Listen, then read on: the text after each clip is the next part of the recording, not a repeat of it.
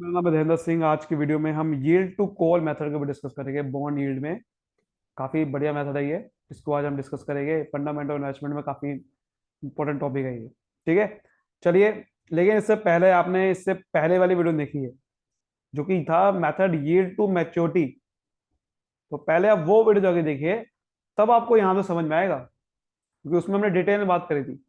ठीक है, पहले आप वो वीडियो जाके जरूर देखिए, और इस वीडियो के नोट्स आपको डिस्क्रिप्शन में मिल जाएंगे।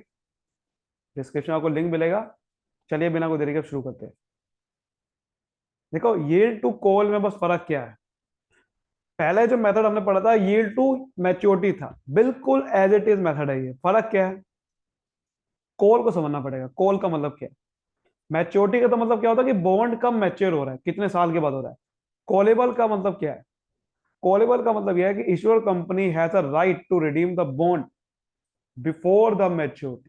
कॉलेबल बॉन्ड ऐसा बॉन्ड होता है कि इश्योर कंपनी के पास वहां पर राइट होता है कि वो मैच्योरिटी से पहले ही उसे रिडीम कर सकते हैं, उस बॉन्ड को। उस बॉन्ड का पैसा पहले ही लौटा सकते हैं।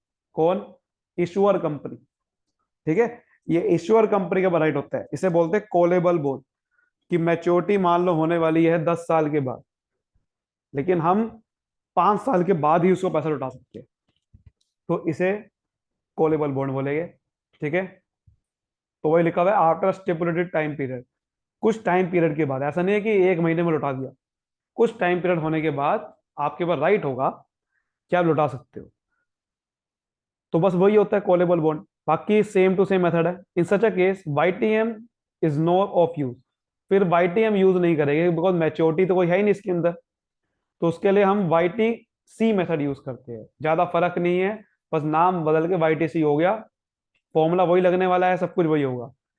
ये भी एक तरह का वही है, इंटरनल रेट ऑफ रिटर्न जैसा मेथड है। जैसे कि इसके अंदर पहले क्या करेंगे, वाईटीसी को पहले कोई एज्यूम करेंगे, कोई रेट ऑफ रिटर्न को एज्यूम करेंगे, और दो तरीके एज्यूम करेंगे जिससे हमारी जो करंट मार्केट वैल्यू है वो पहले ज्यादा आए। जो रेट ऑफ रिटर्न एज्यूम करने के बाद मार्केट वैल्यू आई है उससे फिर कम आए। फिर एक फॉर्मूला इस्तेमाल करके B0 तक पहुंचेंगे। ये मैं पहले बता चुका हूं पिछली वीडियो में, इसलिए मैं कह रहा था कि आप पिछली वीडियो जाके पहले जरूर देखिए। ठीक है, तो बिल्कुल सेम टू सेम होगा कैलकुलेशन। तो in YTM the period till maturity is considered. YTM में क्या था कि मैच्योरिटी तक पीरियड कितना होगा वो कंसिडर करा जाता था। बट वाईटीसी में क्या कंसिडर करा जाएगा, till the bonds can be called. जब तक बॉन्ड कॉल नहीं करते, जब तक बॉन्ड का पैसा वो लौटाते नहीं है, तब तक वो उसका पीरियड देखा जाएगा। तो देखो ये फॉर्मूला लगेगा, ये फॉर्मूला वही है। B0 निकालने का इंटरेस्ट अपॉन 1 + YTC। और सीवी आ गया, देखो वहां पर रिडीमेबल वैल्यू लिखते थे, यहां पर सीवी आ गया, कॉलेबल वैल्यू। ठीक है, ये मैं बता चुका हूं ये कहां से निकला ये फॉर्मूला। ये टाइम वैल्यू मनी के कॉन्सेप्ट से निकला है। क्योंकि हम यहां पर क्या करने वाले हैं, इसे कॉलेबल वैल्यू है यानी कि फ्यूचर की वैल्यू होगी, उसको प्रेजेंट वैल्यू में कन्वर्ट करना है। तो उसको डिवाइड कर दूंगा मैं 1 + जो वाईटीसी का रेट है और कितने सालों के लिए, उससे। इससे क्या होता है, प्रेजेंट वैल्यू कन्वर्ट हो जाता है। ये मैं बता चुका हूँ कि जैसे कि आपको इस पिछली वीडियो में भी कि भाई अगर आपको 100 रुपये है और 10% का रेट लगेगा तो वो, तो 110% अगले साल बन जाएगी, फिर 110% दूसरे साल बन जाएगी। तो आपको अगर कन्वर्ट करना है आगे, जो फ्यूचर में वैल्यू बन जाएगी, फ्यूचर को प्रेजेंट वैल्यू में लाना है, तो क्या करना पड़ेगा, उसको डिवाइड करना पड़ेगा 110% से। तो यानी कि 1 + YTC जो है उससे डिवाइड करना पड़ेगा। इससे आपका क्या आ जाएगा, फ्यूचर की वैल्यू प्रेजेंट वैल्यू में कन्वर्ट हो जाएगी। फिर ये जो इंटरेस्ट है, इंटरेस्ट को भी आपको क्या करना है, फ्यूचर की वैल्यू को प्रेजेंट वैल्यू में कन्वर्ट करना है। लेकिन यहां पर आई लिख दिया बस। आई का मतलब वही है, ith पीरियड। और सिग्मा का मतलब क्या है यहाँ पर, ये आपको समझना पड़ेगा थोड़ा। ये मैंने उस समय वीडियो बताया था, मैं अब बताता हूँ थोड़ा क्या मतलब है। देखो ये क्या होता है, इसमें वही चीज है। सपोज करते हैं आपको कोई बॉन्ड पे मिलने वाला है 100 रुपए का इंटरेस्ट 1 साल में। तो अगले साल कितना मिलेगा, 100 का मिलेगा, है ना। लेकिन 100 का कैसे मिलेगा मेरे भाई, तो आप अभी ध्यान समझना। तीसरे साल 100 का मिलेगा, चौथे साल 100 का मिलेगा। लेकिन ये 100 रुपए को मुझे आज ही पे करना है। ये 100 रुपए की वैल्यू को मुझे प्रेजेंट, ये जितनी भी टोटल वैल्यू है टोटल इंटरेस्ट की वैल्यू आज ही अगर मुझे मिल जाए तो उसके लिए मुझे क्या करना पड़ेगा? ये 100 रुपए वैल्यू, ये 100 रुपए वैल्यू, ये 100 रुपए वैल्यू, इसमें सब में इंटरेस्ट पे इंटरेस्ट लगता है, आपको पता है ना। अगर आज कोई 100 रुपए का इंटरेस्ट है, अगले साल के 100 का मिलेगा नहीं। वो वो जो वैल्यू है, अगर 1000 रुपए पे आपको 100 रुपए का मिला है, तो अगले साल 1000 पे 100 रुपए का नहीं मिलेगा, 1000 + 100, 1100 पे मिलेगा। तो यहां पर अलग मिलेगा, यहां अलग मिलेगा। लेकिन अगर मैं मान लूं कि अगर मुझे 100 का मिल रहा है अगले अगले हर साल, और मुझे एक ही बारे में कैलकुलेट करना है कि सबकी प्रेजेंट वैल्यू कितनी है, सारे इंटरेस्ट जो मिले, तो फ्यूचर की वैल्यू को प्रेजेंट वैल्यू में कन्वर्ट करने का। अगर अगले साल मुझे 100 रुपए मिलने वाला है, तो मुझे प्रेजेंट वैल्यू में कैसे कन्वर्ट करूंगा? वही तरीका अपनाना पड़ेगा ना। 100/1 प्लस क्या करना पड़ेगा? 100 देखो ये तो पहले से प्रेजेंट वैल्यू है, ठीक है, तो यहां क्या करना पड़ेगा? 100/1 प्लस वही YTC जो आपने एज्यूम करा होगा, एन, यानी कि पहला साल। फिर 100/1 प्लस YTC दूसरा साल वाला, 100/1 प्लस YTC तीसरे साल वाला। इस तरीके से, क्योंकि रेट आपका अगर अगर मुझे आज ही मुझे प्रेजेंट वैल्यू में कन्वर्ट करना है, तो जितने भी फ्यूचर में 100 वाले इंटरेस्ट है, वो इसका मतलब उसमें इंटरेस्ट इंक्लूडेड थे, क्योंकि आपको पता है इंटरेस्ट के ऊपर इंटरेस्ट लगता है। तो वो इस तरह से मेथड बना हुआ है, इसलिए सिग्मा लिखा हुआ ऊपर। सिग्मा का मतलब यही है कि आपने जितने भी साल के आपको निकालना है, सपोज करो 3 सालों का मुझे निकालना है, इंटरेस्ट को 3 सालों का मुझे निकालना है, 3 सालों का इंटरेस्ट मुझे कितना मिला होगा उसकी प्रेजेंट वैल्यू निकालनी है। तो इसलिए मुझे सिग्मा लिखा हुआ है। सिग्मा का मतलब क्या है कि पहले साल वाला प्लस करो, दूसरे साल वाला प्लस करो, तीसरे साल वाला प्लस करो, सिग्मा वाला प्लस होता है। तो सारे वाले प्लस करके मुझे बताओ, और सबकी प्रेजेंट वैल्यू आ जाएगी इंटरेस्ट की।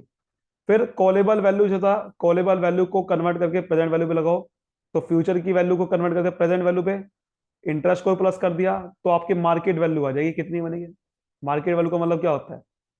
इंटरेस्ट जोड़ के भाई कितनी वैल्यू बन गई आपकी, फ्यूचर में आपको कितना का इंटरेस्ट मिलने वाला था, उसको मैंने प्रेजेंट में कन्वर्ट कर दिया, और फ्यूचर की जो वैल्यू है उसको आज में कन्वर्ट कर दिया, तो प्रेजेंट वैल्यू आ जाएगी। ये चीज होती है, ठीक है। देखो इसका एक अप्रोक्सीमेट मेथड मेथड भी है, जैसे उसमें था, सेम टू सेम वही मेथड है जो कि मैंने इसमें डाला हुआ है, नोट से आप पढ़ सकते हो। बस यहाँ पर आरवी, वहां पर आरवी था, यहाँ पर सीवी हो गया। इससे आपका YTC डायरेक्ट निकल जाता है। ये जो मेथड था पिछले वाला, वो YTC डायरेक्ट नहीं निकलेगा, यहाँ पर डायरेक्ट निकलेगा, लेकिन अप्रोक्सीमेट निकलेगा, ठीक है। ये लगा सकते हो। एक एग्जांपल तो समझते हैं, वही तरीका लगने वाला। देखो जैसे कि यहाँ पर लिखा हुआ है, अब यहाँ पर दोनों बता रहा है, YTM से भी निकालो, YTC से भी निकालो।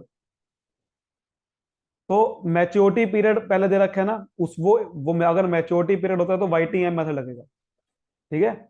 YTM मेथड लगेगा अगर मैच्योरिटी है।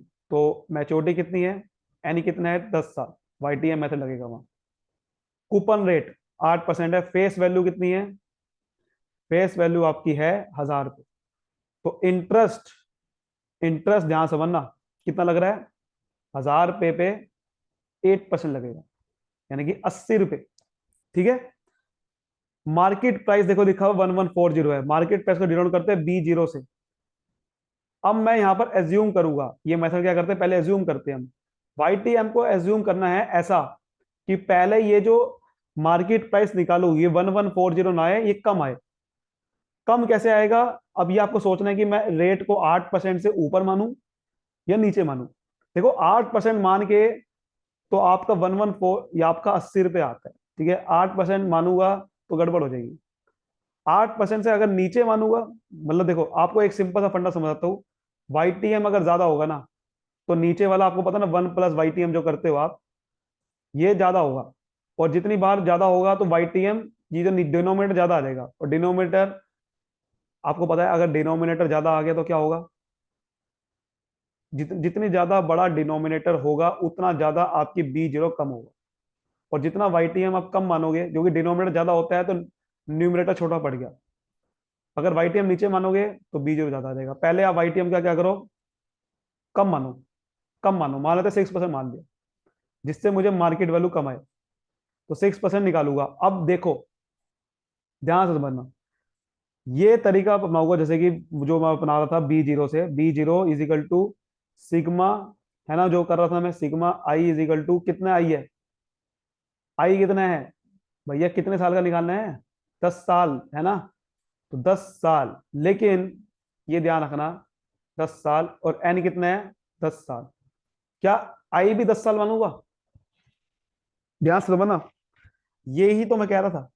देखो पहले साल 80 अपॉन कन्वर्ट करूंगा अगर मैं, 80/1 प्लस 8% है ना, तो 0.80 हो जाएगा। तो पहले साल तो जीरो, क्योंकि पहले साल तो मैं पैसा इन्वेस्ट करता हूं तो उसको तो वो तो खुद ही प्रेजेंट वैल्यू है। लेकिन अगले साल होगा, अगले साल आपका लगाओगे तो फिर 1 + 0.81। ऐसे करते करते तो मेरी तो पूरी रात निकल जाएगी, मेरी तो भैया पूरी रात निकल जाएगी। ये 1 + 0.80 करते करते कितनी बार लिखूंगा भैया? 10 साल तो लिख के रहोगे, मैं पागल बैठा हूँ? है पागल बैठा हूँ? तो ये क्या हो रहा है यहाँ पर, समझो जरा बात को। 10 साल तक करना है। ये आई तो 9 साल आएगा, क्यों? क्योंकि पहले साल तो जीरो ही है, 9 साल का निकालूंगा ना मैं। ये तो आई पहले साल तो जीरो ही है, तो आई 9 आएगा। अब ऐसे ऐसे में ये मेथड लगेगा नहीं, ये बड़ा कॉम्प्लिकेटेड मेथड हो जाएगा आपके लिए। तो उसके लिए सीधा टेबल है, जो मैं आपको कई बार बता चुका हूँ। क्या करना है आपको? इंटरेस्ट इंटू ये जो 1000 बार 10 साल तक मल्टीप्लाई करने की जरूरत नहीं है। सीधा टेबल देखो, PVAF, present value annuity factor, क्योंकि इंटरेस्ट क्या होता है? हर साल मिलेगा, एन्युटी है। तो क्या करना है आपको? 8% का रेट के हिसाब से 10 साल का टेबल में देखना है। सीधा एक नंबर मिलेगा, उससे मल्टीप्लाई करके सीधा आ जाएगा, कोई मल्टीप्लाई नहीं करना। ऐसे ही क्यों, जो आपका कॉलेबल वैल्यू थी, सॉरी इसमें तो आर भी आएगा, रेडीमेबल वैल्यू थी। रेडीमेबल वैल्यू कितनी थी? रिडीमेबल वैल्यू मतलब क्या है? देखो आपका यहां पर ध्यान समझना, रिडीमेबल वैल्यू क्या है इसकी। रिडीमेबल वैल्यू 1140 मार्केट प्राइस है। बॉन्ड जो है वो कॉलेबल होगा 6 साल में, और 1100 के हिसाब से, ठीक है, 1100 के हिसाब से होगा। तो इसका मतलब है कि 11 साल 1100 के हिसाब से होगा। तो रिडीमेबल वैल्यू क्या है? देखो मार्केट प्राइस तो ये है, रिडीमेबल वैल्यू 1100 है, इसका मतलब भले 6 साल में होगा तो रिडीमेबल वैल्यू 1100 रहेगी।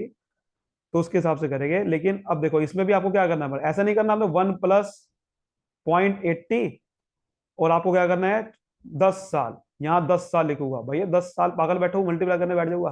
तो क्या करना है? मल्टीप्लाई करना है PVF। ये एन्यूटी था, क्योंकि हर साल इंटरेस्ट मिलेगा, उसके लिए एन्यूटी टेबल लिख रहे हैं, लेकिन यहाँ पर ये हर साल नहीं होता। तो उसको आपको 8% 10 साल के लिए करना है। ये टेबल आपको मिलेगा, एग्जाम में मिलेगा, नहीं मिलेगा तो कैलकुलेट तो करना ही पड़ेगा, कैलकुलेटर तो आपको लेके जाना ही पड़ेगा, तभी तभी आप वो वाला तरीका भी अपना सकते हो। ठीक है, अब टेबल दिखाता हूँ।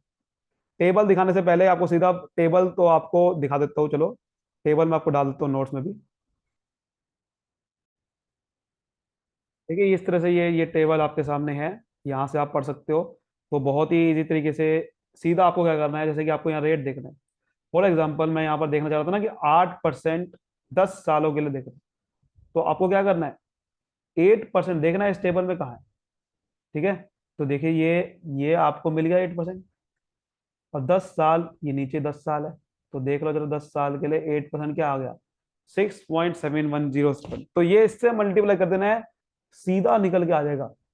अगर आपको ये खुद से निकालना है, कि आपको लग रहा है कि भाई मैं तो खुद से निकालना चाहता हूँ, टेबल टूबल मेरे को नहीं पता, तो वो देखो ऊपर फॉर्मूला पे मैंने लिखा हुआ है कि आपको क्या करना है, 1 - 1/1 प्लस आई मतलब रेट, एन डिवाइड बाय दोबारा रेट से डिवाइड कर देना है। तो ये 6.71 ऐसे में निकल जाएगा।